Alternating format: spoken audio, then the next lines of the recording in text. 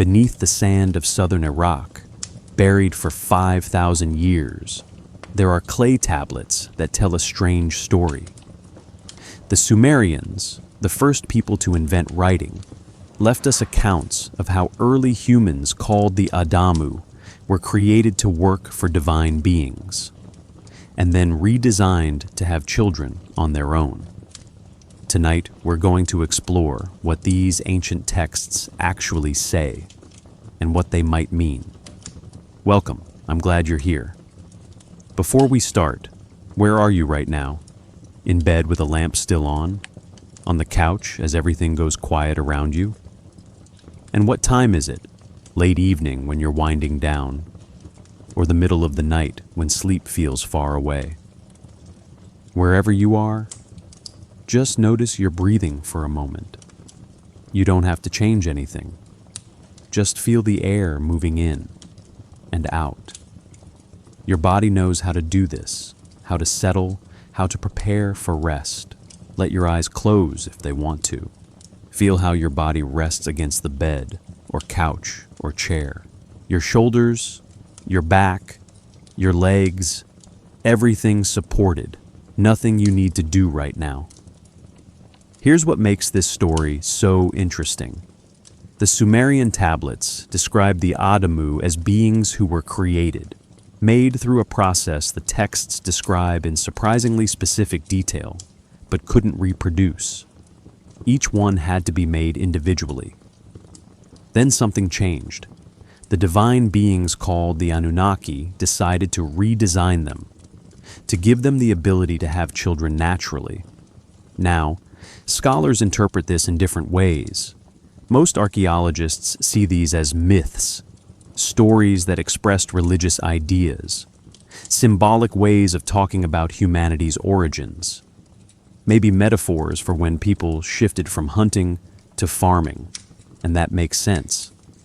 Ancient people often used stories to understand big questions about where we come from.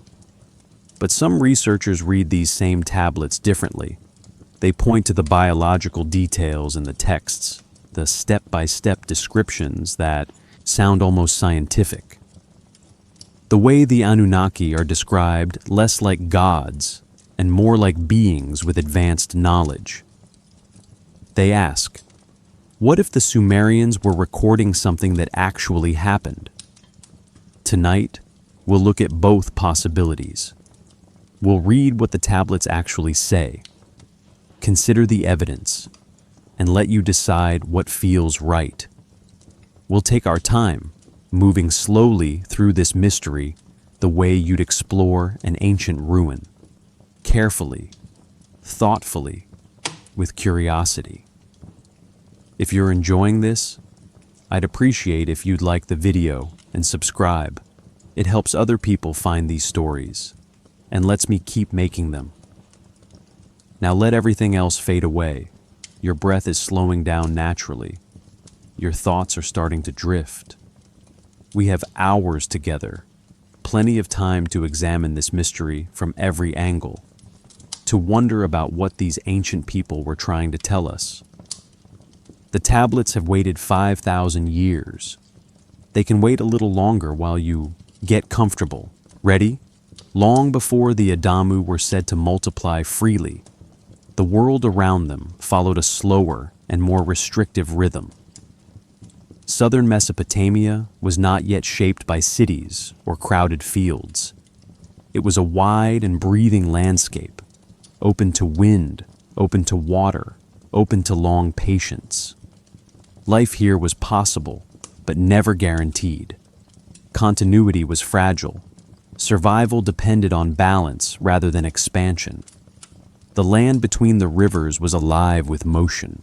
Channels shifted gently across flat plains. Marshes formed and dissolved with the seasons. Reeds rose thick along shallow water, whispering when the wind passed through them. The ground changed character from place to place. Near the river, it was soft and dark. Farther away, it cracked under heat. Nothing stayed the same for long. Climate shaped every decision. Summers arrived heavy and unrelenting. Heat pressed down day after day, slowing movement, conserving energy. Winters cooled the land just enough to allow recovery. Rain came unpredictably. When floods arrived, they could nourish or destroy. The land offered abundance, then withdrew it without warning. Attention mattered more than strength. If you imagine standing in this world, the air would feel warm and thick. The smell of wet earth would linger near the water. Insects moved constantly, a low and continuous sound. Wind carried distant noises farther than expected. Silence followed naturally, not empty, but watchful. The environment felt responsive, but never fully controlled. Human groups living here moved lightly across the land. Camps formed near reliable water, then dissolved when conditions shifted. Belongings were few, tools were carried easily, nothing encouraged excess. Remaining too long in one place invited risk.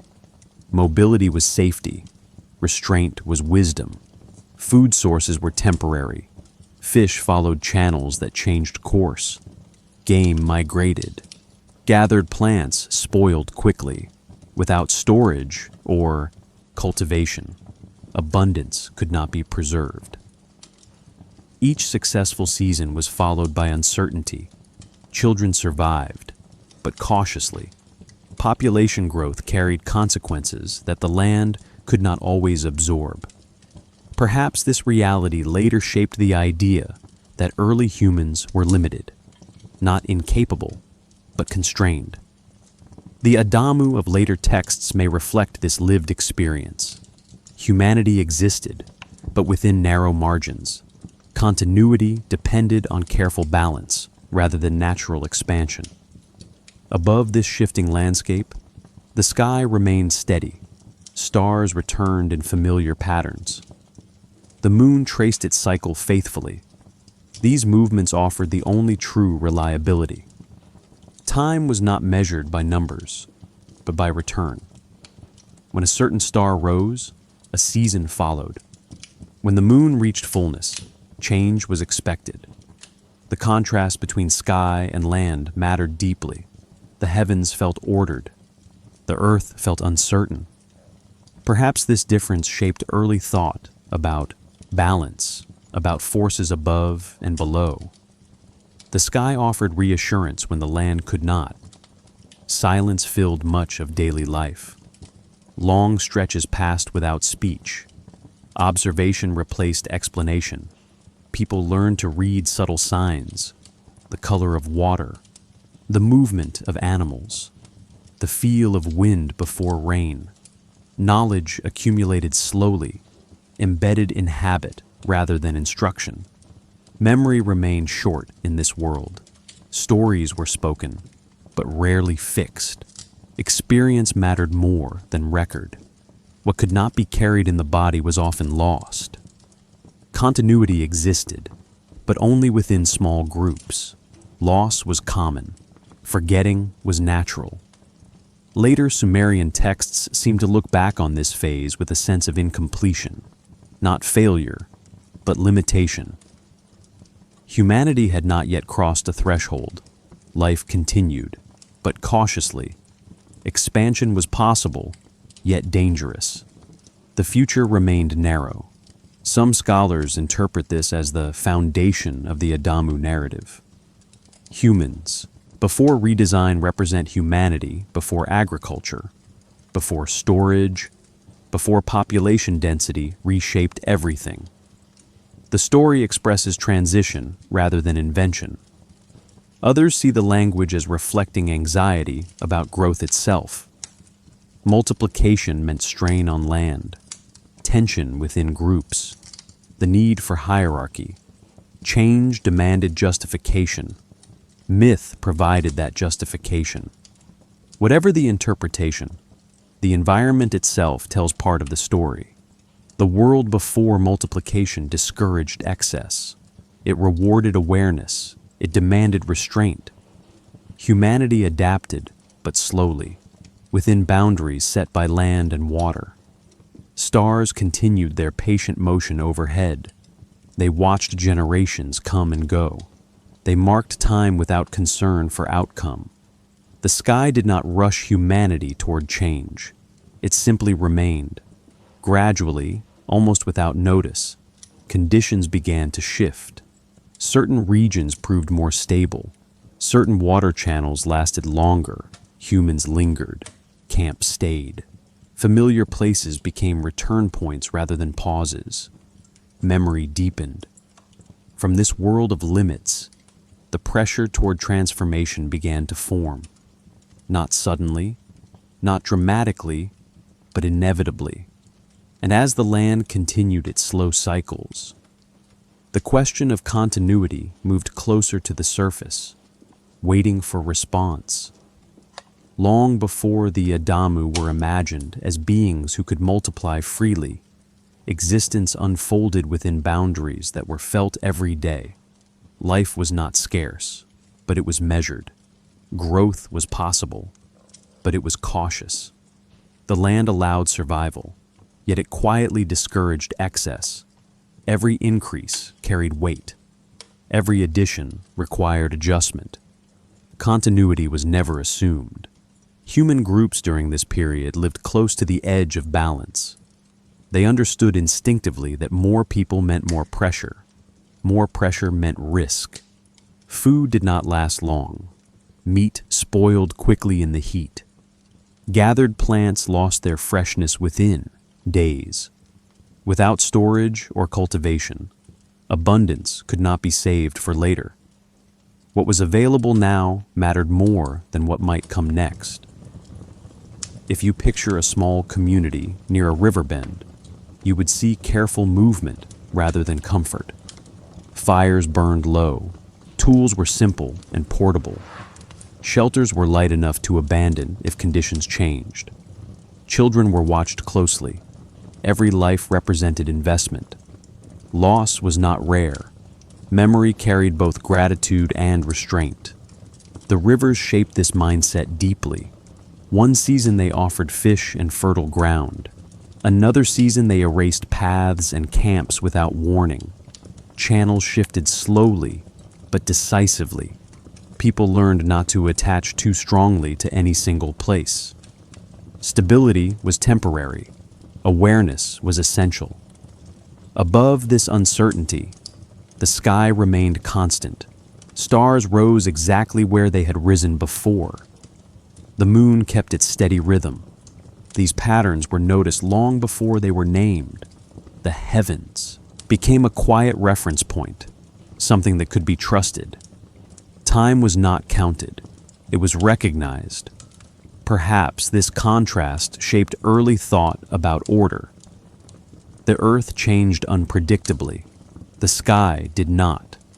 Balance seemed to exist somewhere beyond immediate control. Meaning may have been drawn upward, toward what endured. Silence played a central role in daily life. Long periods passed without speech. Observation mattered more than explanation. People learned by watching, by waiting, by sensing small changes in the environment. Knowledge settled into the body rather than into words. Teaching happened through example, not instruction. In such a world, continuity required restraint. Large families were difficult to sustain. Groups that grew too quickly strained resources. The land responded without mercy. Population naturally regulated itself through circumstance. Growth was not forbidden, but it was limited. Later, Sumerian texts appear to remember this phase as incomplete. The Adamu are described not as weak, but as unfinished, capable of living, yet unable to extend themselves freely. This framing suggests reflection rather than judgment. Humanity existed, but had not yet crossed a necessary threshold. Some scholars believe this reflects the memory of pre-agricultural life. Before fields, before granaries, before managed surplus, reproduction carried higher risk. Survival favored balance over expansion. The myth of limitation expresses lived reality rather than biological deficiency. Others interpret the language as social rather than environmental. Limitation refers not to bodies, but to systems. Without organization, without hierarchy, without shared structure, large populations could not endure. The redesign of the Adamu becomes symbolic of social transformation rather than physical change. Both interpretations hold weight. The texts themselves do not choose. They describe condition, not cause. They suggest that something needed to change, without specifying exactly how. When you imagine the emotional landscape of this time, it feels attentive rather than anxious. People were not waiting for rescue. They adapted continuously. They accepted boundaries. They lived within them. The idea of unlimited growth had not yet entered thought. Night brought quiet reflection. Fires dimmed, the land cooled, the sky opened wide, stars sharpened against darkness. Perhaps someone wondered about permanence, about return, about whether life could ever feel less fragile. These thoughts were not recorded. They lingered only briefly, then faded. Memory during this phase was short and fragile. Stories were told, but they changed easily. Without writing, without durable record, knowledge relied on repetition. What was not repeated disappeared. Continuity existed, but only within narrow ranges. This limitation did not feel tragic. It felt normal. The world simply worked this way. Adaptation was constant. Expectation was modest. Gradually, almost imperceptibly, this balance began to strain. Certain areas proved more reliable. Certain food sources lasted longer. People stayed a little longer than before. Children survived more often. Groups grew slightly larger. Each change felt manageable on its own. But together, they began to push against the old limits. The world of restraint was still present, but something new was forming within it. The question of continuity began to press gently against habit, not as crisis, but as possibility. And from within this world of careful balance, the pressure to continue, to expand, to redesign slowly took shape, waiting for response. Long before the Adamu were described as beings who could multiply without restraint, pressure gathered quietly within ordinary life. It did not arrive as disaster or command. It formed slowly, almost invisibly, through repetition. More people lingered near reliable water.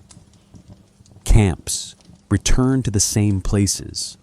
Familiar ground became preferred ground. With each return, continuity began to matter more.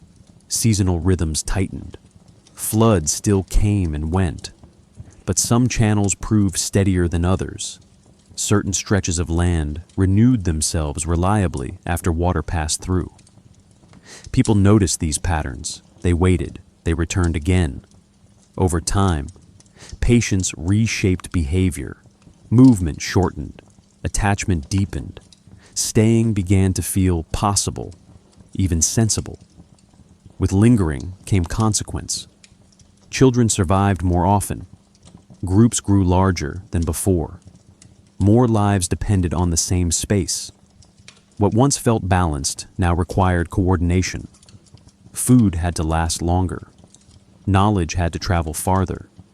Memory needed to stretch beyond immediate experience. If you imagine a community at this stage, you would sense calm layered over awareness. Fires burned. Laughter rose. Daily routines continued. Yet beneath the surface, questions formed quietly. How many people can this place support? What happens if the water changes? What happens if numbers keep growing? The land offered no clear answers. It responded only to action. When pressure exceeded balance, consequence followed. People learned from this feedback without explanation. Loss taught restraint. Success encouraged repetition. The future entered thought more often, not as abstraction, but as concern. The sky remained steady overhead. Stars rose and set as they always had. The moon returned on schedule. These patterns contrasted with the growing complexity below. The heavens felt ordered without effort. The world of people required constant adjustment. Perhaps this contrast encouraged belief in an organizing principle beyond immediate life. Stories began to carry weight differently. Elders remembered years when growth brought strain. Their words mattered more. Advice gained authority. Decision-making shifted from instinct to deliberation. Choices affected more people than before. Responsibility expanded. Later Sumerian texts seem to echo this moment as a threshold. Humanity had not yet crossed fully into continuity, but it stood near the edge. Multiplication was possible, yet costly. Survival demanded something more stable than careful restraint alone. The idea of change moved closer to necessity. Some scholars interpret this pressure as the lived beginning of agriculture. As people stayed longer, they experimented. Seeds were planted deliberately. Fields were tended. Success encouraged repetition. Failure taught patience. Over generations, cultivation reshaped relationship with land. The myth of redesign compresses this long process into story. Others see the pressure as social rather than agricultural. Larger groups required organization. Roles needed definition. Authority emerged. Continuity demanded structure. The redesign of the Adamu becomes symbolic of social systems taking form, rather than bodies changing. The texts themselves do not decide. They describe condition, not mechanism. They preserve the sense that something fundamental shifted, without specifying how it occurred. Emotionally, this period feels attentive rather than fearful. People did not experience pressure as threat. They experienced it as weight. Life felt fuller. Responsibility deepened. The future felt closer. Decisions mattered more. Night still brought quiet. After labor ended, voices softened. The land cooled. Stars sharpened overhead. In these moments, reflection was possible. The question of continuation may have surfaced gently, without urgency. Could life be sustained this way? Should it be? Memory during this phase grew longer. Stories began to emphasize origin, balance, obligation. The idea that humanity existed within a larger order gained strength. Explanation followed experience. Myth began to gather around necessity. The pressure to continue did not demand immediate resolution. It accumulated through small choices, longer stays, larger groups, shared labor. Each adjustment felt reasonable. Together, they pushed against the limits of the old world. The Adamu, as later remembered, stood at this turning point. Neither fully constrained nor fully free, living within balance, yet pressing against it. The world they inhabited was changing, not suddenly, but decisively. And as this pressure continued to build, the question of change moved from possibility into decision, waiting quietly for its moment. When the Sumerian texts speak of the Adamu being redesigned, they do not describe panic or collapse. They describe recognition, a moment when limits are acknowledged without blame, a pause where continuation becomes a concern shared by all. The language is careful, restrained, almost procedural. Something has reached its edge. An adjustment is required. In these accounts, the Adamu are not portrayed as flawed. They are portrayed as insufficient for what the world is becoming. Continuity now extends beyond chance. Survival stretches forward into planning. Multiplication is no longer a risk weighed cautiously. It becomes a condition that must be supported. The story frames change as response rather than rebellion. Some passages suggest deliberation among higher powers, not urgency, not conflict, but consideration. Words imply gathering, weighing, deciding. The tone matters. It presents redesign as thoughtful, not impulsive. Whether read as mythic drama or compressed history, the emphasis remains steady. Change follows awareness.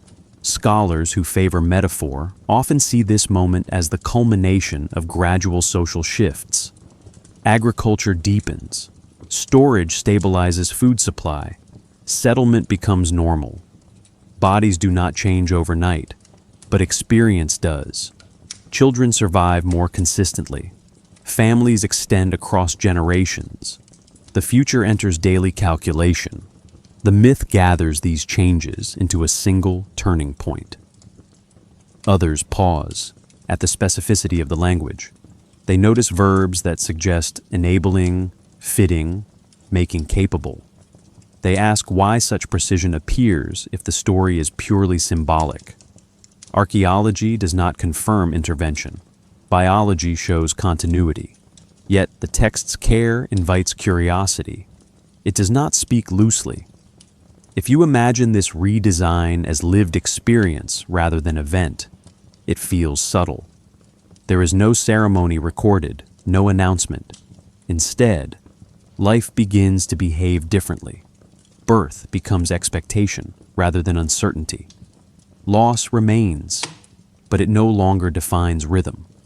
Groups feel denser. Memory lengthens. Responsibility spreads. The land participates quietly. Fields respond to tending. Harvests repeat more reliably. Storage reduces fear. The environment becomes less dominant, though never absent. Humans feel more secure, not because nature changed, but because relationship with it did. Above, the sky continues unchanged. Stars trace their patient paths. The moon keeps its cycle. Continuity below begins to mirror continuity above. The world feels aligned. Change does not feel unnatural. It feels timely. Silence surrounds this turning point. The texts do not celebrate. They do not warn. They assume. Something is now different. Humanity continues with greater confidence. Multiplication holds. Whether this redesign refers to biology, social systems, or symbolic understanding, the outcome is the same. A threshold is crossed. Life extends beyond immediate caution. Continuity becomes structure rather than hope. Perhaps this is why the story remains compelling. It does not insist on spectacle. It suggests inevitability. Change arrives when conditions allow it. The redesign fits because it responds. Night after night, the stars witness this shift without commentary. Rivers continue their cycles. The land does not announce approval or resistance. It adapts, as it always has. The Adamu enter a new phase quietly. There is no return, imagined. The story does not linger on before and after. It moves forward. Life accelerates, not in speed, but in density. From this point onward, accumulation begins to matter. Consequence grows. Order becomes necessary. The redesign succeeds, and success carries weight. And as multiplication settles into expectation, the world prepares, slowly, for everything that follows. When the Adamu were said to multiply freely, life did not transform in a single generation.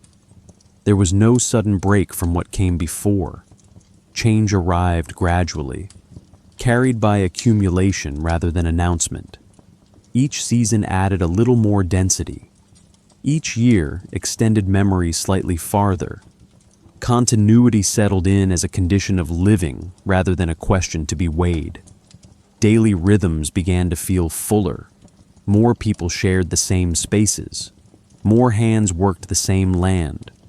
Cooperation expanded beyond familiarity into coordination. Tasks were no longer decided only by immediate need. They were anticipated. Labor followed patterns. Responsibility spread outward, touching more lives than before. Children survived more consistently. This alone reshaped everything. Teaching became essential. Knowledge could no longer rely on chance observation alone. Skills needed to be passed deliberately. Mistakes carried wider consequence. Experience accumulated across generations rather than dissolving with loss. Memory lengthened. Food production adjusted to this new reality. Fields were tended with intention. Certain plants were encouraged. Harvests were measured. Storage became central. What once vanished quickly was now preserved. This shift altered thought as much as labor. The future became something to manage, not merely await. If you imagine walking through a settlement at this stage, you would sense movement everywhere. People crossing paths, tools in constant use, voices overlapping. Yet beneath the activity, there was still calm. Life was busy, not frantic. Time moved slowly by modern measure. Patience remained necessary. The relationship with land changed subtly. Nature was no longer only something to respond to. It became something to work with. Floods were redirected where possible. Channels were maintained. Fields were protected. Control remained limited, but intention increased. Humans felt less at the mercy of environment, though never separate from it. The Sumerian texts seem to remember this phase as expansion rather than struggle. Humanity does not resist multiplication. It adapts to it. The redesign works. Life continues more reliably. The world feels fuller, louder, more complex. The tone is not celebratory, but accepting. The Anunnaki remain present in these accounts, but their role shifts. They are no longer primarily creators. They become overseers, guardians of balance. Their attention turns toward order rather than origin. The myth reflects concern not with becoming, but with maintaining what has become. Above this growing complexity, the sky remains unchanged. Stars still mark time. Their constancy contrasts with the expanding world below. The heavens offer reassurance as human systems strain toward scale. Looking upward remains grounding. Silence still exists, but it changes character. It becomes intentional rather than natural. Early mornings hold quiet. Nights offer brief rest. Stillness becomes something sought rather than assumed. The world hums with continuity. Life after multiplication brings cost as well as benefit. Individual freedom narrows. Obligation deepens. Choices affect more people. Coordination demands compromise. The myth does not hide this. It frames it as balance rather than loss. Some scholars believe this is where myth becomes instruction. Creation stories no longer explain how humans came to be. They explain why structure exists, why work is shared unevenly, why authority forms, why order must be preserved. Others suggest the texts reflect acceptance rather than justification. Multiplication made complexity unavoidable. Myth gave language to adjustment, not excuse. The story follows necessity rather than ideology. Whatever the interpretation, the effect is clear. Humanity enters a new phase of existence, one where continuity extends beyond the individual, where memory survives loss, where future generations are expected rather than hoped for. The redesign of the Adamu achieves its purpose. Life multiplies, society thickens, knowledge accumulates. The pace of change remains slow, but direction is set. From here, the consequences of multiplication continue to unfold. Density leads to hierarchy. Hierarchy leads to law. Law leads to permanence. Nothing remains simple, and simplicity is no longer the goal. As life expands, the need for order grows quietly alongside it, waiting to take form. When multiplication became the condition of daily life, consequence followed with equal patience. It did not announce itself. It settled in quietly, like silt after a flood. More people shared the same ground. More lives depended on the same water. What once could be handled through familiarity now required agreement. Agreement required structure. Order began to form, not from ambition, but from necessity. At first, coordination remained informal. Elders spoke. Experience guided choices. Memory still lived primarily in people rather than objects. Yet as numbers increased, reliance on personal familiarity weakened. Not everyone knew everyone else. Trust needed reinforcement. Expectations needed clarity. What was once assumed now needed articulation. You can imagine a settlement at this stage.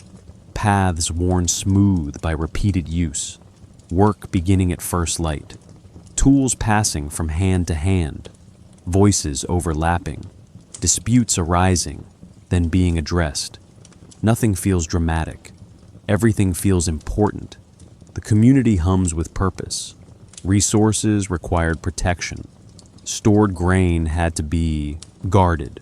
Water access had to be maintained. Labor had to be organized. Those who could coordinate these tasks gained influence. Authority did not arrive as command. It arrived as reliability. People followed those who ensured continuity. The Sumerian texts reflect this shift subtly. Gods are no longer only associated with creation or transformation. They become judges, record keepers, assigners of responsibility. The Anunnaki oversee balance rather than origin. Their presence signals maintenance of a system that now carries weight. The myth mirrors social reality. Writing enters this world quietly, not as storytelling at first, but as accounting, tallies of grain, lists of workers, schedules of delivery. Clay tablets begin to hold memory that bodies can no longer carry alone. Continuity moves into matter. Records replace recollection. This transition changes thought profoundly. When memory becomes external, it gains permanence. Obligations can be enforced. Agreements can be verified. Authority becomes durable. The past can be consulted rather than remembered imperfectly. Time stretches forward with greater certainty. Silence still exists, but it changes character. It becomes rare. Cities hum with activity. Labor fills daylight. Night offers rest, but not emptiness. The pace of life increases, though it remains unhurried by modern standards. Time feels fuller. Each day carries more weight. Above this expanding complexity, the sky remains unchanged. Stars continue their cycles. The moon keeps its rhythm. The contrast grows meaningful. The heavens feel orderly without effort, while the world below demands constant attention. Perhaps this is why cosmic alignment becomes important. Looking upward reassures those who labor below. Order brings stability, but it also narrows possibility.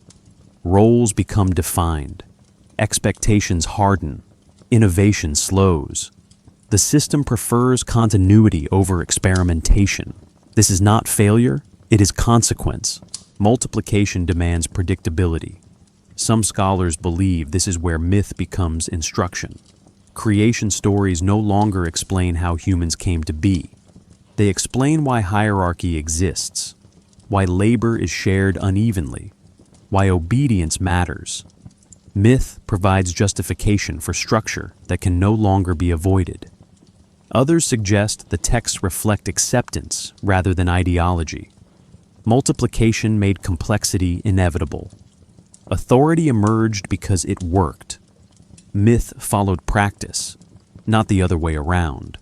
The stories give language to lived adjustment rather than impose belief. Perhaps both are true. Myth and structure reinforce one another. Each stabilizes the other. The Anunnaki stand within this loop, not as tyrants, but as symbols of balance. They ensure order holds, because disorder now carries greater cost. Life within order feels secure, but constrained.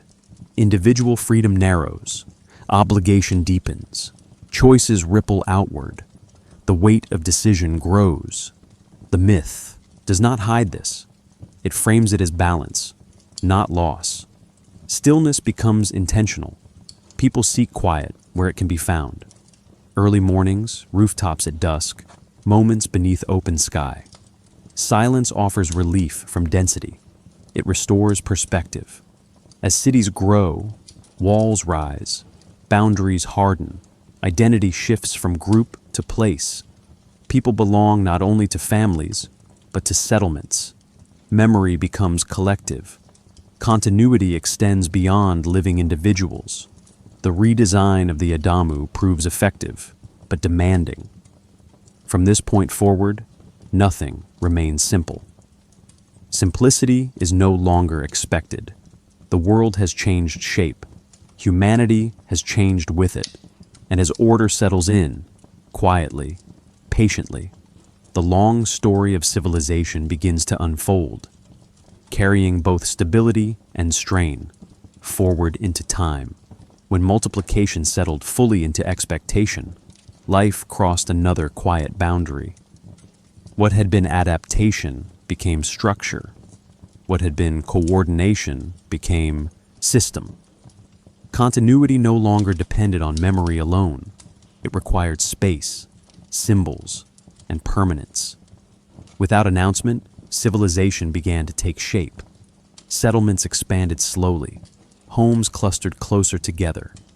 Paths became streets through repetition rather than design. Shared spaces emerged naturally. Areas where people gathered, exchanged goods, resolved disputes. The land was no longer only lived upon. It was shaped deliberately. Mud brick replaced temporary shelter.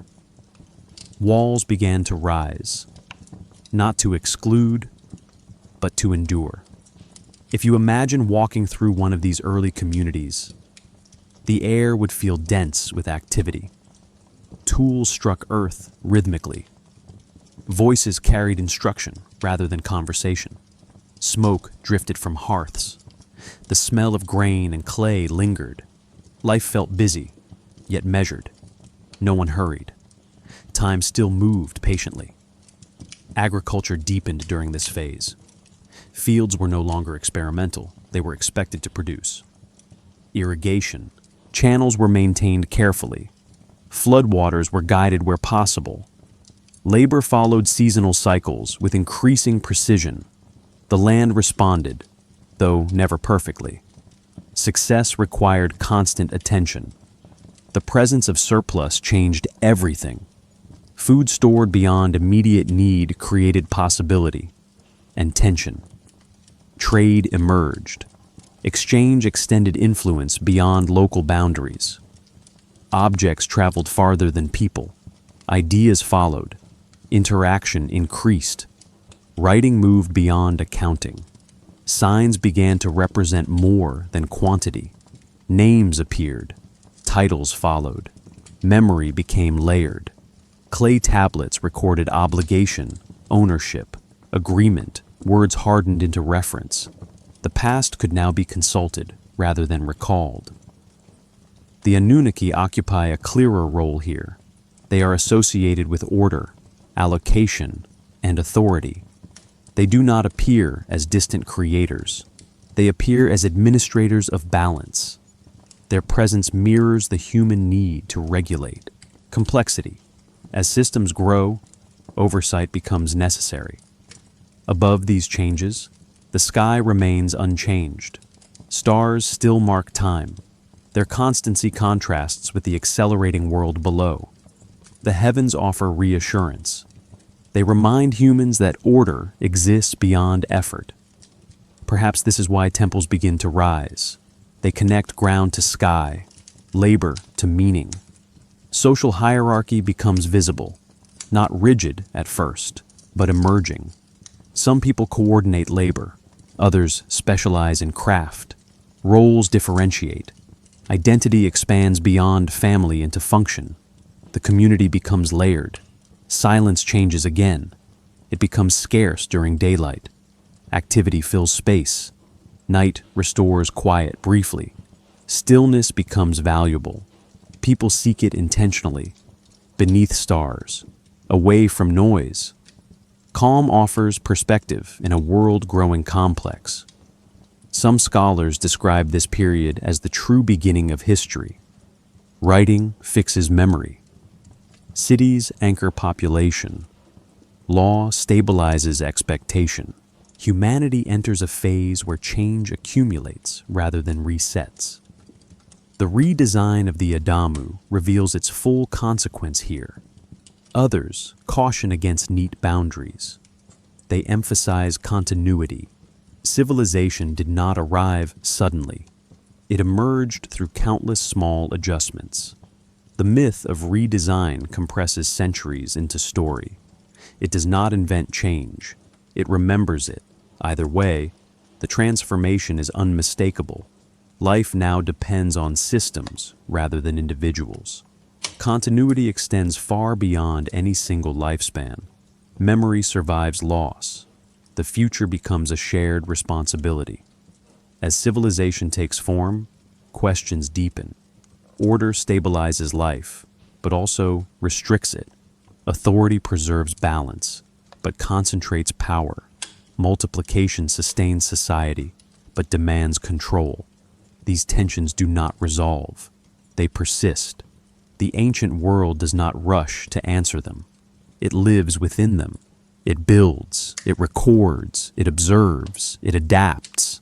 And as cities settle into place, as symbols harden into meaning, as the redesign of the Adamu echoes through daily life, the story moves forward, slowly, deliberately, into its next phase, where greatness and strain rise together under the same patient sky. When continuity becomes ordinary, daily life carries meaning quietly. There is no announcement that a golden age has begun. People wake, work begins, the system holds. And within this holding, civilization reveals itself most clearly in the smallest details. Imagine a morning in one of the growing Sumerian cities. Light arrives gently across flat rooftops. The air is cool before heat settles in. Water moves through channels with a steady sound. People rise without hurry. There is time, but it is already claimed. A worker steps into the street carrying tools shaped by repetition. Hands know their purpose. Movements feel practiced. Nearby, grain is measured and redistributed. A scribe waits with clay ready, stylus poised. Memory will be preserved today, not as story, but as record. Children move through the space differently now. They are expected to remain. They learn by watching adults who expect to be here tomorrow, and the next day, and the next season. Instruction happens constantly. Skills are transferred deliberately. Knowledge no longer relies on chance. The city breathes as one body. Labor overlaps. Voices carry direction. Disputes surface, then are settled. Order does not feel imposed. It feels necessary. Without it, density would collapse into confusion. Structure becomes invisible through use. Temples rise above the streets. Their height is not only symbolic. They anchor the city. They provide orientation. They connect labor below with sky above. Inside, ritual proceeds calmly. Offerings are prepared. Words are spoken carefully. The gods are present, not as spectacle, but as reference. The Anunnaki are understood here not as distant creators, but as guarantors of balance. They represent continuity itself. Their role reflects the city's need for order to hold. When multiplication increases complexity, oversight becomes sacred. As the day continues, trade unfolds. Goods arrive from outside the city. Exchange extends influence. Relationships form beyond kinship. Identity expands. People belong not only to families, but to systems. The city becomes more than shelter. It becomes memory. Heat settles in by midday. Movement slows. Work continues, but with restraint. Shade matters. Water is shared. The rhythm adapts to environment. Ancient patience remains intact, even within complexity. No one rushes the sun. In the afternoon, scribes work steadily. Clay tablets accumulate. Names, quantities, agreements, all pressed into matter. Writing does not feel creative. It feels essential. Without it, continuity would fracture. Memory would strain. The future depends on these marks. Above, the sky remains unchanged. Stars will rise later exactly as expected. Their constancy frames the day. No matter how complex life becomes, something remains untouched.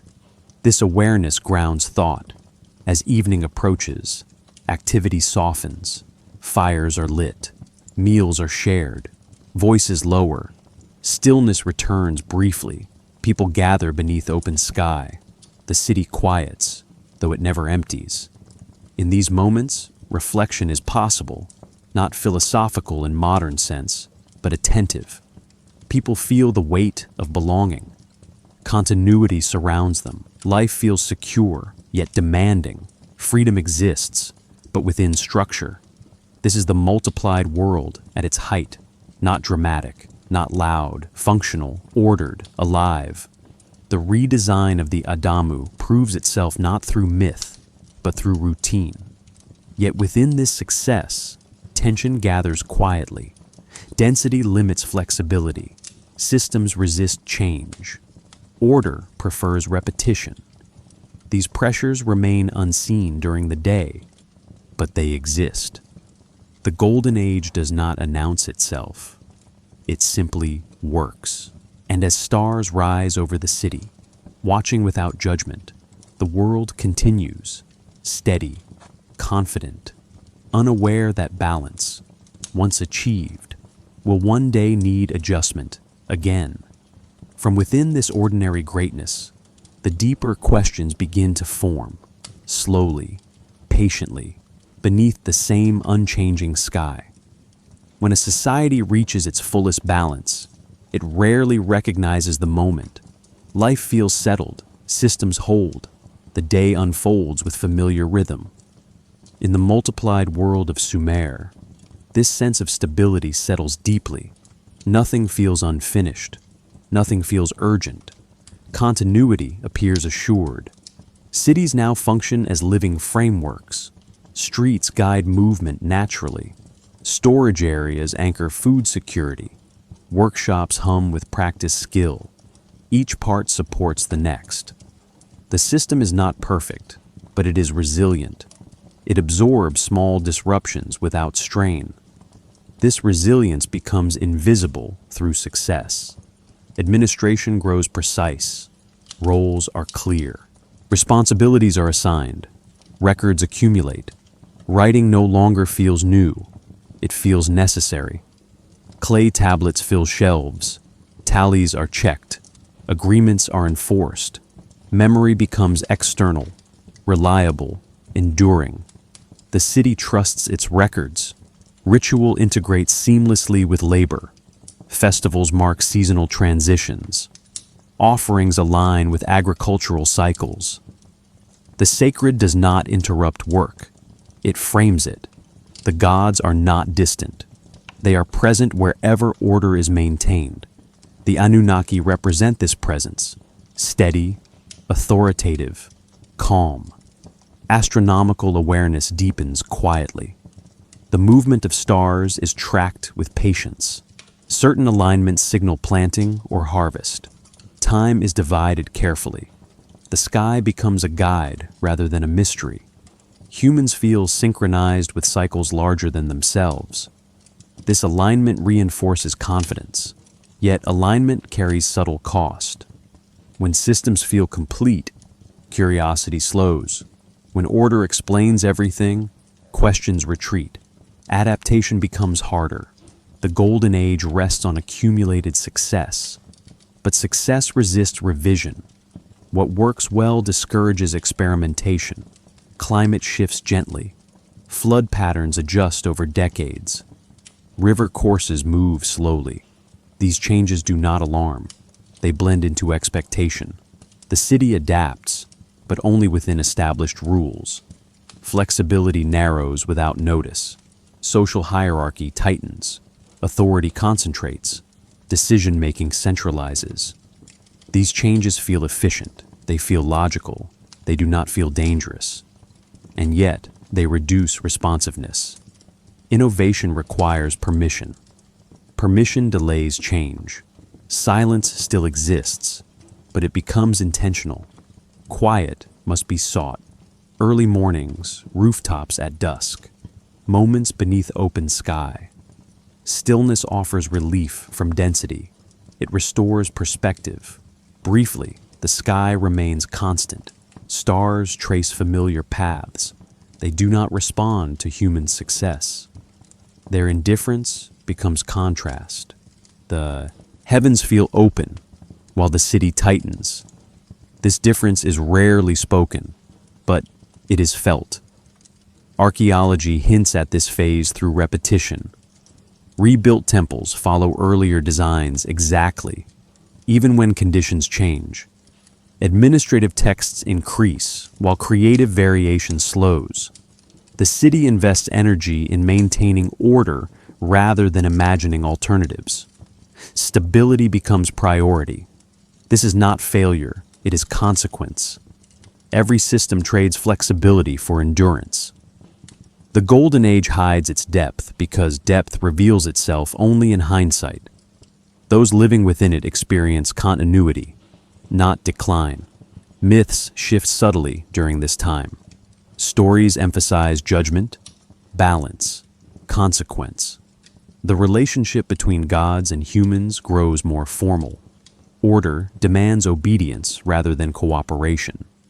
This change feels gradual, but meaningful. Perhaps ancient people sensed this intuitively. Flood myths gain prominence. Stories of divine dissatisfaction appear. These narratives may reflect environmental stress, social strain, or psychological unease.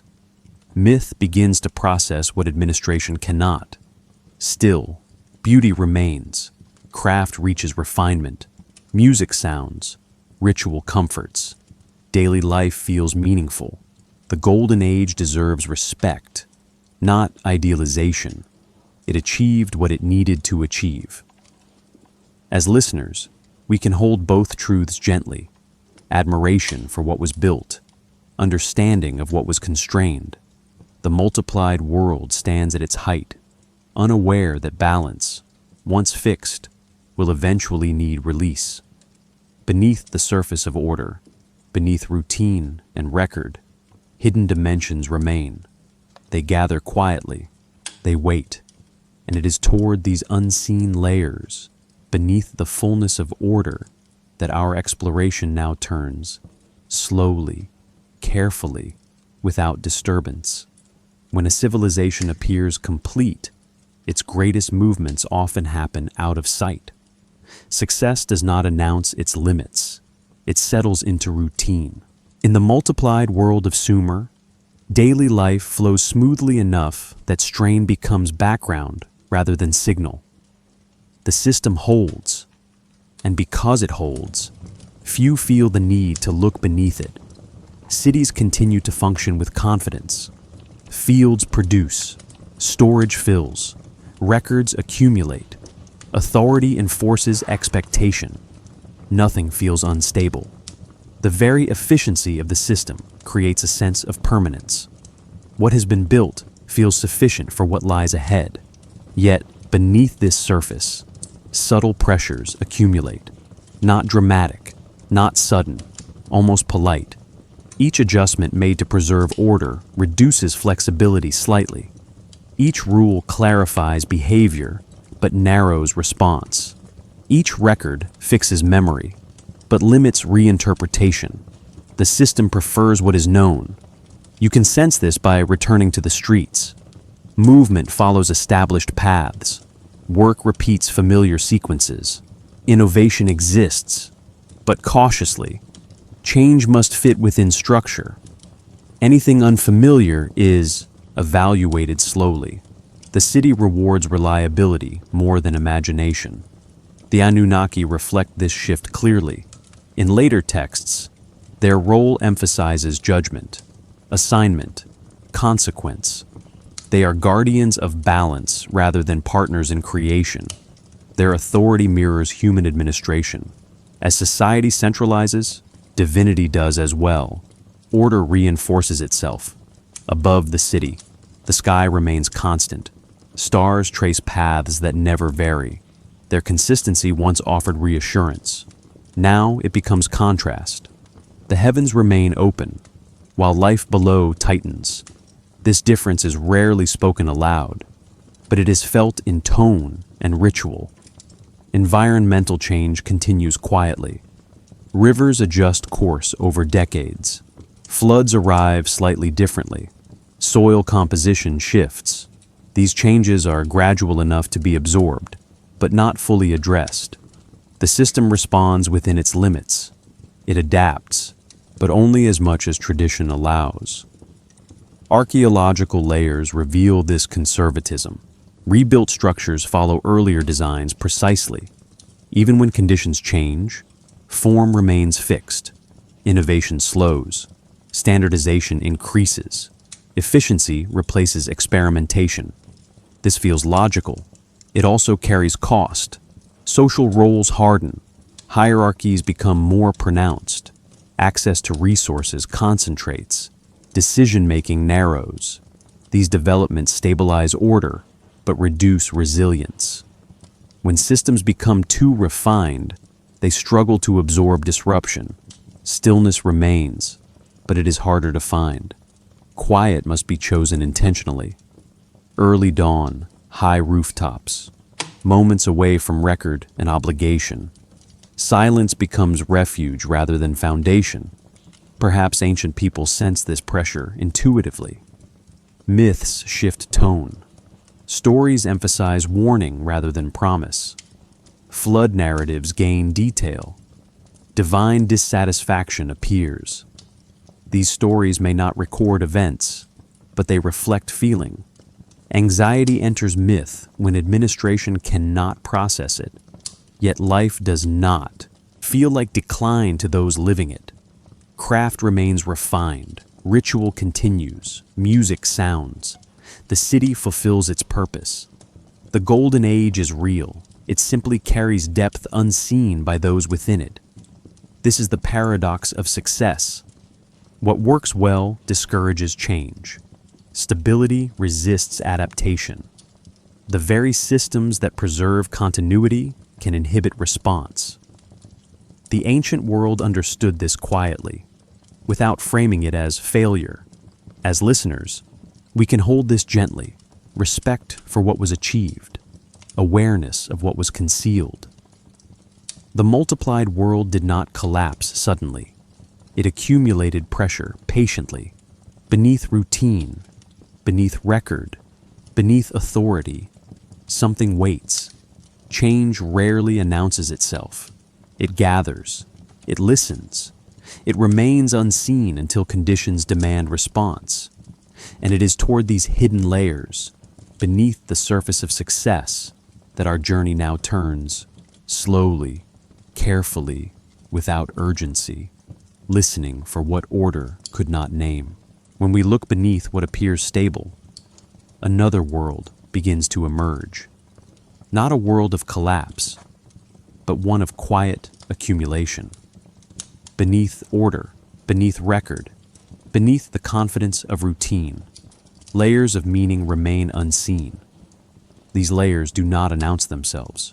They wait patiently, as they always have. In the multiplied world of Sumer, much of life became visible through writing. Tallies recorded grain, lists defined labor, laws fixed behavior, memory moved from bodies into clay. This shift brought clarity, but it also left something behind. Not everything meaningful could be recorded. Not everything important could be measured. Beneath the tablets, beneath shelves of records, older ways of knowing persisted. Gesture, rhythm, intuition, silence.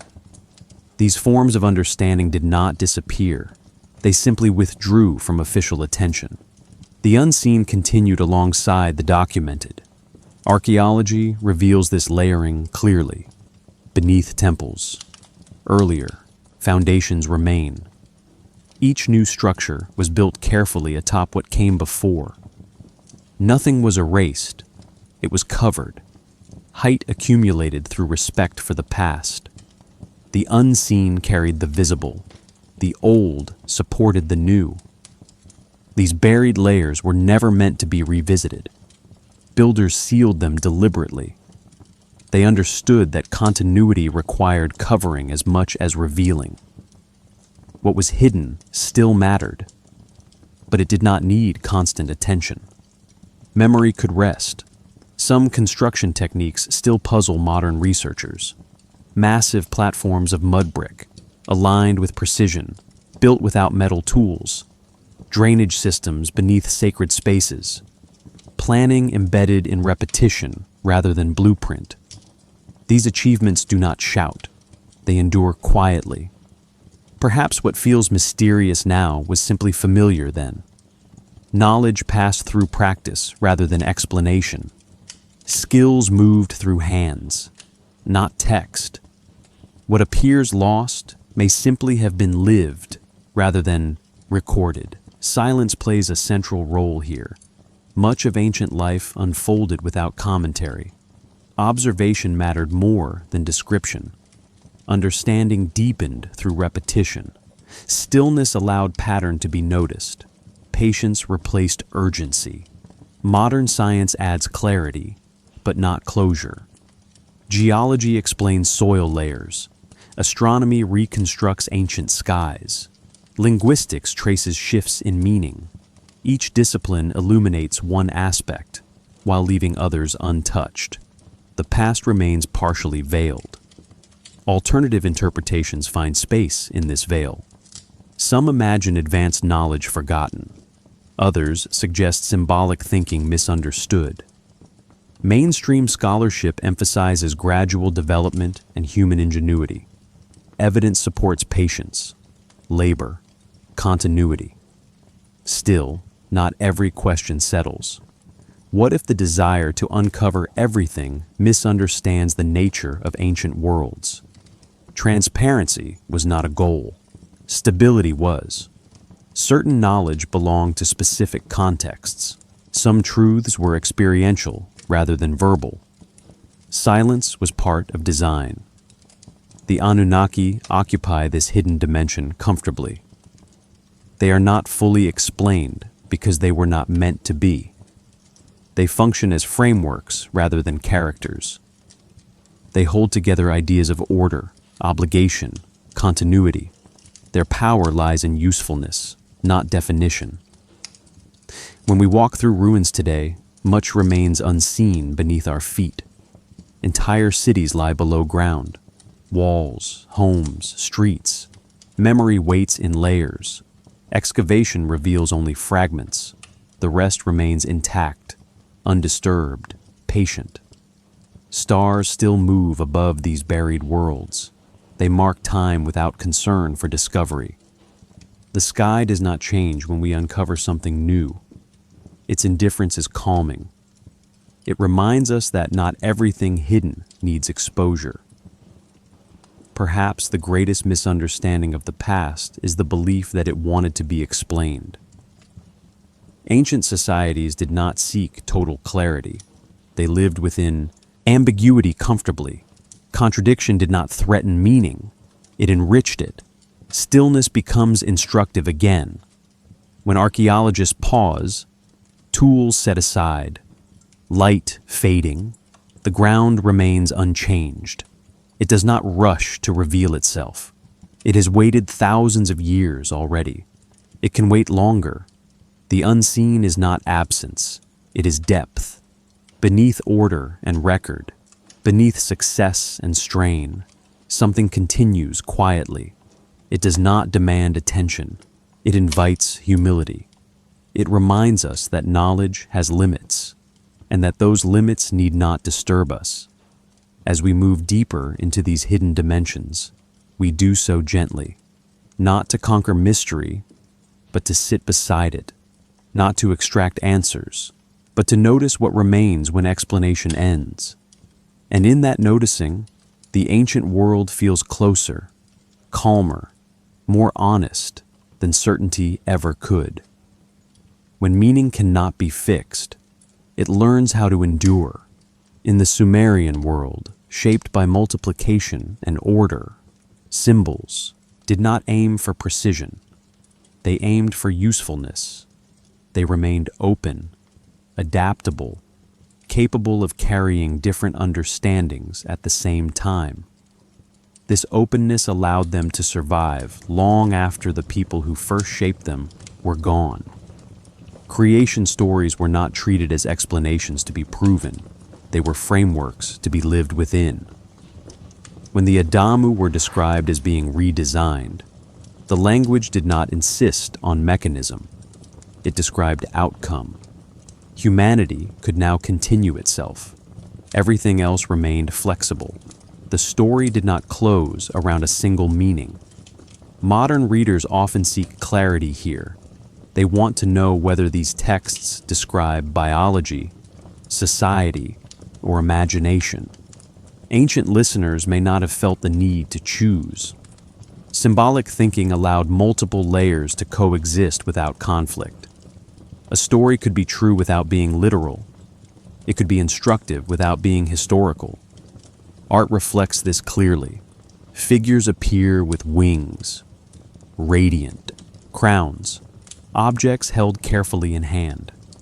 These images repeat across centuries with little alteration. Their stability suggests importance, yet their meaning shifts depending on context. A ruler might see authority, a priest might see order, a laborer might see obligation. The symbol does not correct them. Cylinder seals repeat scenes endlessly. A god seated, a human approaching, flowing water, a ladder between realms. These images are pressed again and again into clay. Their repetition matters more than their explanation. They reinforce relationship rather than narrative. Meaning enters through familiarity. Perhaps the Anunnaki themselves function this way. They are not fully defined because definition would limit them.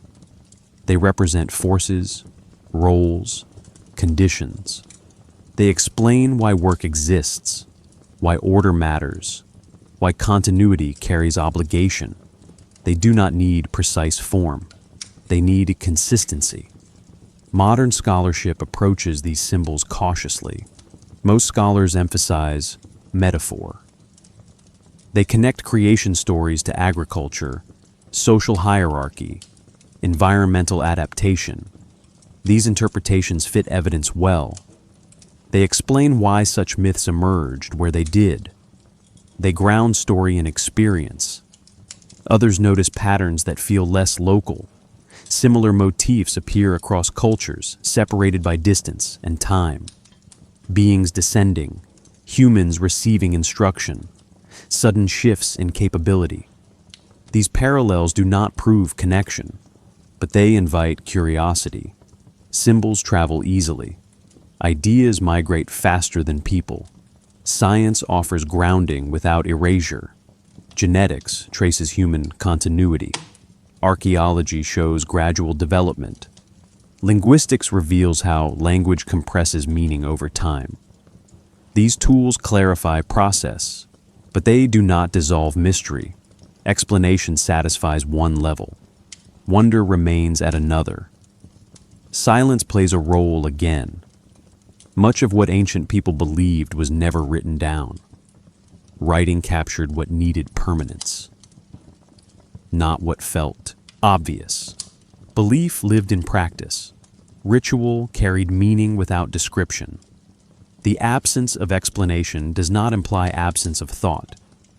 Perhaps the greatest misunderstanding is assuming ancient people sought certainty the way modern cultures do. They lived closer to unpredictability. They accepted ambiguity as normal. Contradiction did not demand resolution. It could be held without discomfort. Symbols that refuse to close remain alive. They adapt to new contexts. They invite reinterpretation. They survive translation. The Anunnaki endure because they were never locked into one meaning. Each generation reshapes them slightly, without breaking them. You can feel this when reading the tablets. The language is careful, restrained, suggestive. It avoids excess detail. It leaves space. The story does not insist. It waits. Perhaps this openness explains why these myths continue to provoke discussion. They do not answer modern questions directly. They mirror them. They reflect human concern back to the listener. What does it mean to begin? What does it mean to continue? What does responsibility require? The redesign of the Adamu sits within this symbolic openness. It can represent biological adaptation. It can represent social reorganization. It can represent psychological transformation. It does not force choice. It allows reflection. Stillness surrounds these interpretations. Museum rooms remain quiet. Tablets rest behind glass. Scholars lean close. The clay does not argue. It holds. It waits. It allows meaning to shift without breaking. Across cultures, similar symbolic strategies appear. Myths that explain without explaining. Stories that guide behavior without demanding belief. The human mind responds well to this flexibility. It allows continuity without rigidity. Perhaps this is why the ancient world feels calming when approached slowly. It does not rush toward conclusion. It does not demand agreement. It offers perspective rather than proof. Invites patience. As listeners, we do not need to resolve these symbols. We can sit with them. We can notice how they feel. We can allow them to remain open. Symbols that would not close were not failures of explanation. They were successes of endurance. And as we move further into the great questions that surround these stories, we carry this understanding gently. That meaning does not always sharpen with precision. Sometimes it deepens through uncertainty, resting comfortably in silence. When stories endure for thousands of years, it is often because they leave something unresolved. In the Sumerian accounts of the Adamu and their redesign, the unanswered questions are not flaws. They are features. They create space for reflection, for reinterpretation, for continuity across changing worlds. What remains unknown keeps the story alive. Some scholars believe the redesign reflects a turning point in social organization. Population growth required new systems. Kinship expanded beyond immediate family. Authority became necessary. In this view, the change was not physical, but structural. Humanity learned how to sustain itself at scale. Myth gave language to that learning. Others suggest the texts preserve a memory of environmental pressure. Climate shifts altered flood patterns. Reliable land became scarce. Survival demanded cooperation and planning. Multiplication became possible only when systems supported it. The story of redesign expresses adaptation to ecological reality rather than intervention. A few imagine something more radical. They pause at the language of intention, of decision, of beings who deliberate. They note similarities with other ancient traditions that describe human change as guided rather than emergent. They do not claim certainty. They hold possibility. Archaeology neither confirms nor dismisses this curiosity completely. We may never know how ancient listeners understood these stories. Did they hear metaphor, instruction, history, or reassurance? Writing preserves words, not reception. The silence around belief remains. Interpretation shifts with time. What is clear is that these questions mattered enough to be written. The Sumerians did not record everything. Clay was valuable. Effort was required. What survived was chosen. The redesign of the Adamu was not casual. It addressed something central to human experience. Perhaps the story exists to explain obligation. When life multiplies, responsibility multiplies with it. Work must be shared. Order must be maintained. The myth explains why effort is required, why imbalance carries consequence. It frames necessity as cosmic rather than arbitrary. Or perhaps the story preserves awe. Humanity recognized itself changing. Life felt different than before. The future extended farther.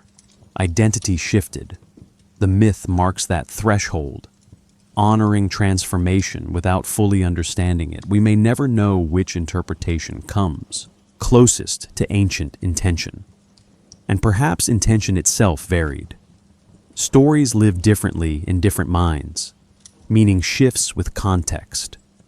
The text does not correct us. It allows us to wonder. This openness is calming. It removes pressure to conclude. It allows the mind to rest within uncertainty. The ancient world did not rush toward answers. It lived within questions comfortably. Even now, these questions echo. What changed humanity? What allowed continuity? What responsibilities accompany growth? The past mirrors the present gently, without insistence. Stars still rise above the land once called Sumer. Rivers still move, though redirected. Clay still waits beneath soil. Time continues its patient work. The questions remain, unchanged, unhurried. And as we sit with them, without urgency, without demand, we begin to understand something simple. Mystery does not diminish meaning. It sustains it. From these unanswered questions, the legacy of the Adamu continues, quietly, through memory, through reflection, through us. When questions survive longer than answers, they begin to serve a different purpose.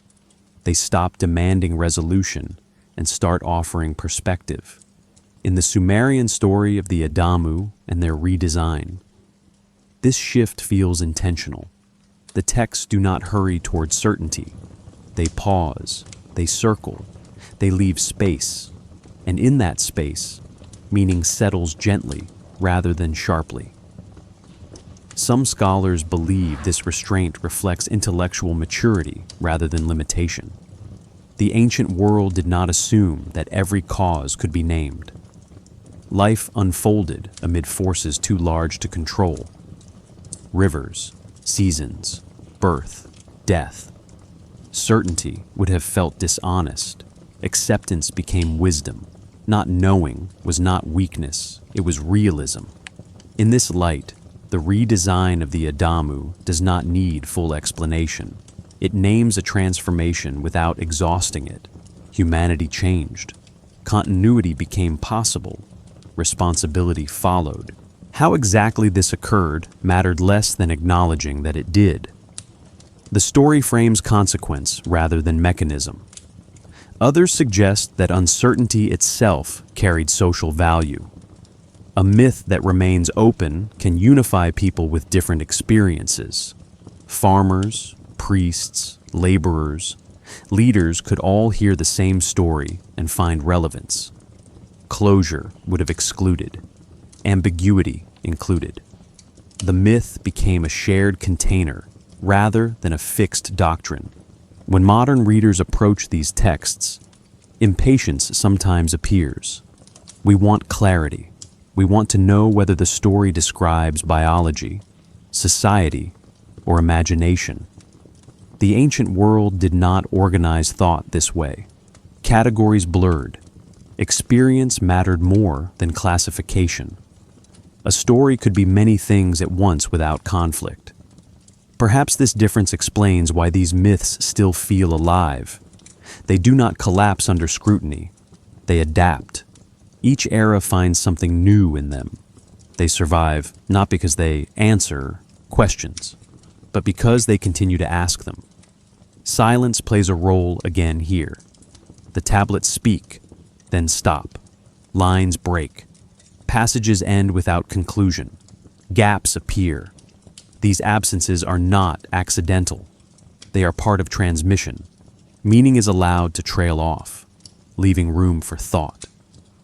We may never know whether ancient people debated these stories among themselves. Writing preserves assertion more than hesitation. Conversation fades. What remains is outline rather than argument. The edges invite participation. Across cultures, similar patterns appear. Creation stories that describe change without detail. Flood myths that explain loss without blame. Origin tales that locate responsibility without assigning cause. Humanity seems drawn to this style of knowing. It comforts without confining. The Anunnaki fit naturally within this frame. They are not fully explained because explanation would limit them. They function as symbols of order, obligation, and balance. They make sense of continuity without demanding belief in specifics. Their power lies in their usefulness. Perhaps the greatest value of not knowing is humility. It reminds societies that control is partial, that success is temporary, that systems must remain flexible. The ancient world lived close to these truths daily. Uncertainty was familiar. When we sit with these stories now, especially in quiet moments, we feel that familiarity return. The pressure to decide eases. Reflection replaces argument. Curiosity replaces conclusion. The mind rests more easily in this state. Stars still move above us with indifference. Rivers still change course. Time still accumulates quietly. The largest forces remain beyond certainty. Acceptance brings calm rather than fear. Maybe the redesign of the Adamu was never meant to be solved. Maybe it exists to remind humanity that change happens, often without full understanding, and that responsibility follows whether or not causes are clear. We may never know exactly what ancient Sumerians believed about this transformation. We may never know how literally they understood it. And that is enough. The story has already done its work. As we move toward the legacy of these ideas, we carry this understanding gently, that not knowing is not failure. It is continuity. It allows stories to travel farther than facts alone ever could. And in that quiet acceptance, the ancient world feels close, calm, and deeply human, resting comfortably in mystery. When the redesign of the Adamu settled into the background of memory, life continued without pause. No line was drawn in daily routine that marked before and after. People still woke with the light. Work still followed the seasons. Children still learned by watching. The difference was not dramatic. It was cumulative. Continuity no longer felt fragile. It felt assumed. Generations began to overlap in ways they had not before. Elders lived long enough to see grandchildren grow. Knowledge stayed within families and communities longer. Skills refined through repetition rather than reinvention. Memory thickened. The past became something that could be consulted rather than simply recalled. This continuity reshaped identity. People no longer belonged only to the present moment. They belong to lineage, to place, to expectation. Actions carried weight beyond immediate consequence. Decisions echoed forward. Responsibility deepened quietly. Writing reinforced this shift. What began as record-keeping expanded into reflection. Names were preserved, roles were defined. Agreements endured beyond the people who made them. Clay tablets held memory steady when human recollection faltered. Time stretched forward with greater clarity. The Anunnaki remain present in this phase, but they recede slightly from focus. Their work is assumed. Balance holds, order persists. Their presence becomes background rather than spectacle. This too reflects maturity. Systems that function will require less attention. Cities now feel permanent. Walls are maintained, temples repaired rather than rebuilt entirely. Streets follow familiar paths. The land bears imprint of repeated use. Civilization settles into habit. Change still occurs, but slowly, within known boundaries. Above this enduring world, the sky continues unchanged. Stars rise and set. Their cycles outlast any generation. This constancy offers comfort. It reminds people that continuity exists beyond human effort. The heavens provide perspective when life feels heavy. Yet even as continuity strengthens, something subtle shifts. When survival becomes assured, meaning becomes more complex. People begin to ask not only how to live, but why. Ritual deepens, symbol gains importance, story takes on new layers. The redesign of the Adamu no longer needs to be retold frequently. Its effects are visible everywhere. Life multiplies, society endures, memory holds, the story remains, but it no longer presses. It rests beneath routine. Perhaps this is the mark of successful transformation. It disappears into normality. It becomes background. Its presence is felt only when imagined absence reveals how fragile things once were. As listeners, we can sense this quiet confidence. It feels calm. It feels grounded. It does not rush. It does not demand attention. It simply continues. And as the ancient world settles into this extended continuity, the story prepares to move again, not toward collapse, but toward legacy, toward remembrance, toward the long echo that reaches even here, into this quiet moment now, understood. Below are fully rewritten, expanded, production-ready versions of Section 17 and Section 18, restored to proper sleep documentary length, slow cadence, and calm closure. 3 dots only, no repeated phrasing, no rushed endings. When civilizations fade, they rarely vanish all at once. They thin gradually. They loosen their grip on the land. Walls soften into soil. Names shift. Languages bend. What endures is not structure, but memory. And the memory of the Adamu does not disappear when Sumer itself begins to change. As centuries pass, power moves from one city to another. Ur gives way to others. New rulers speak new languages, yet the stories remain. Creation accounts are copied into Akkadian. Flood narratives reappear with altered names.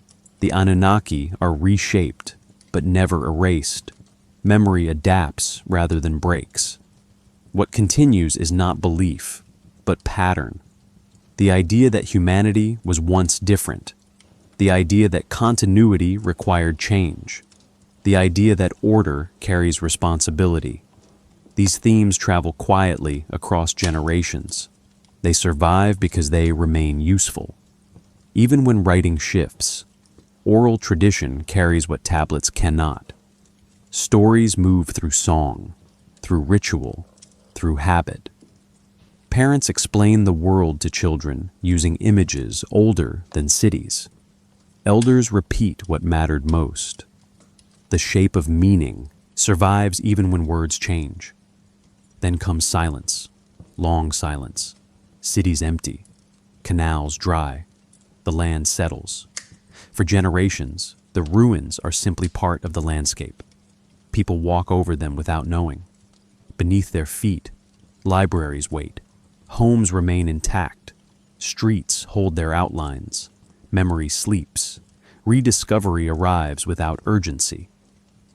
In the 19th century, travelers notice strange mounds rising from flat land. Excavators dig without knowing what they will find. They expect treasure. They uncover language. Clay tablets emerge, covered in marks no one alive can read. Learning to listen takes time. Decades pass before meaning begins to surface. Scholars argue over signs. Sounds are proposed, rejected, refined. Slowly, the voices return. Not fully, not clearly, but enough to recognize concern, intention, reflection. Even now, discovery continues. Tablets remain untranslated. New fragments alter old assumptions. What once felt resolved opens again. The EE. Past resists closure. It does not return whole. It reveals itself in pieces, on its own schedule. Modern tools assist gently. Satellite imagery traces buried streets. Carbon dating narrows timelines. Linguistics clarifies nuance. Genetics adds context. Each method contributes, yet none dominate. Certainty remains partial. The story stays open. What survives through all of this is curiosity. The habit of asking endures longer than any answer. Scholars debate. Readers wonder. Listeners reflect. The redesign of the Adamu continues to invite attention because it mirrors a universal concern. How change becomes continuity. Even now, interpretations diverge. Some emphasize metaphor. Others explore memory. A few imagine intervention. None settle the matter completely. And perhaps that is why the story remains alive. It does not end discussion. It sustains it. As listeners, we participate in this long memory, not by solving it, but by holding it, by listening slowly, by allowing ambiguity to remain calm rather than frustrating. The ancient world meets the present in that shared patience. The past does not ask us to believe. It asks us to remember that remembering itself matters. And as this long memory stretches forward, it carries us gently toward quiet, toward rest, toward the place where stories no longer explain, but simply remain. Now, gently, we return to where you are. Notice the surface beneath you, the weight of your body, the ease of stillness settling in. The ancient world steps back without resistance. It does not demand attention. It does not cling. It rests, as it has always rested, beneath soil, beneath time, beneath thought. The land continues its slow work. Wind moves without purpose. Earth receives and releases. Nothing hurries. Nothing insists. Continuity unfolds without witness. Above, the sky remains unchanged. Stars trace paths older than memory. They watched fires burn beside rivers. They watched cities rise and soften into ground. They watch now, without judgment, without concern. Some mysteries endure, not because they were neglected, but because they were never meant to close. Silence does not feel empty here. It feels complete. The kind of quiet that does not need explanation. The kind that allows the mind to loosen its grip. The kind that existed long before questions were written down. Imagine open ground under fading light. Feel warmth lifting slowly from stone. Sense calm returning where movement once gathered. This is not loss. It is continuation. Stories do not vanish when they end. They settle. They become atmosphere rather than sound. They remain available without effort. Breath slows naturally. Thought softens. Time stretches. The Adamu no longer need redesign. The Anunnaki no longer oversee. Order no longer asks to be maintained. Only presence remains. Wind still moves, earth still holds, stars still watch. And as awareness drifts, as listening fades, the story does not conclude. It rests, quietly, patiently, waiting.